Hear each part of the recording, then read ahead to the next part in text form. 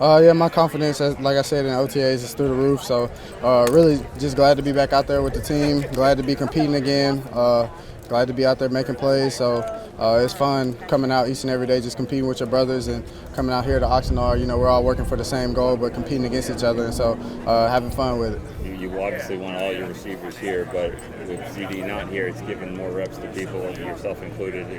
How can you guys benefit from that? Yeah, CD deserves what he's asking for, and so while he's gone, we're gonna carry the load for him. We know he's doing what he's supposed to be doing outside of here, and so when he comes back, he won't miss a beat. But we're gonna hold it down for him as his brothers here. So him here or not, we're gonna make plays, we're gonna compete, we're gonna do the same thing that we would do if CD was here. And so obviously, like I said, we're working, and we know he's working. Dak said that you guys had a conversation where he kind of challenged you, hey, it's time to be the guy to go be the number one receiver. How did that conversation go for you, and what does it mean to kind of have that challenge for you this season?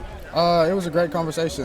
We were just talking about roles on the team, and I said something, and he, that's what he brought up, and so it's good to know that your quarterback has confidence in you like that. Obviously, I view him as a big brother, not only as a quarterback.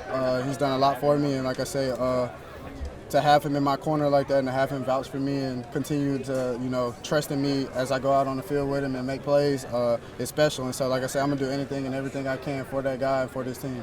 JT, after your rookie season, you basically went back to your roots to refine yourself and rediscover yourself, and it paid off big in the turnaround in year 2. Going into year 3, do you double down on that training process in the offseason, or have you added some new things to kind of help you take that next step?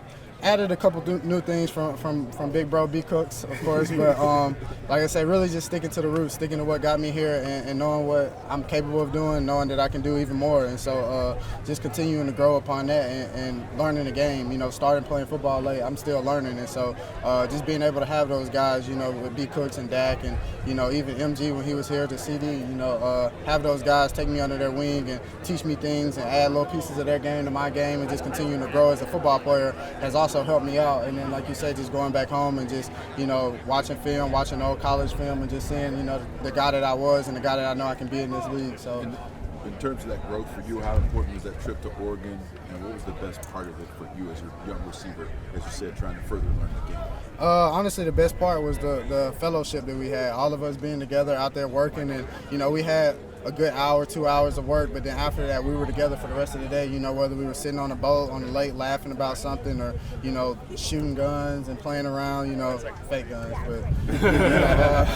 but playing around, just having fun and creating that brotherhood that we all speak about. And so it speaks dividends to us coming out here and being able to compete and know each other's whys. I think that's a big part, is knowing B Cook's why and him knowing his why and him knowing my why, Dak obviously, and all the way through the whole offense. And so I think that fellowship that we created and continuing to grow on out there was big for us. When I talked about that pass yesterday that you got in the red zone, like that's not a pass that Dak necessarily throws to you a year or 2 years ago.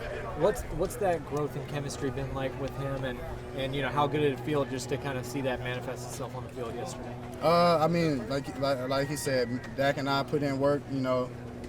The off season, whenever he calls, I'm there.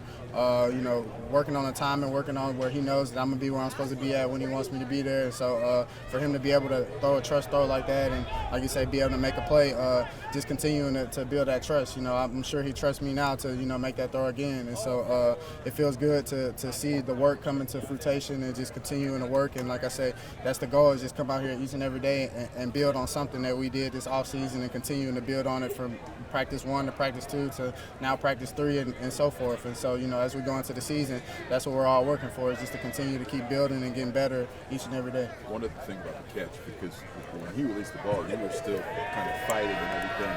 Was that just all timing, knowing that, okay, I got to get out of this clinch and try and find the ball?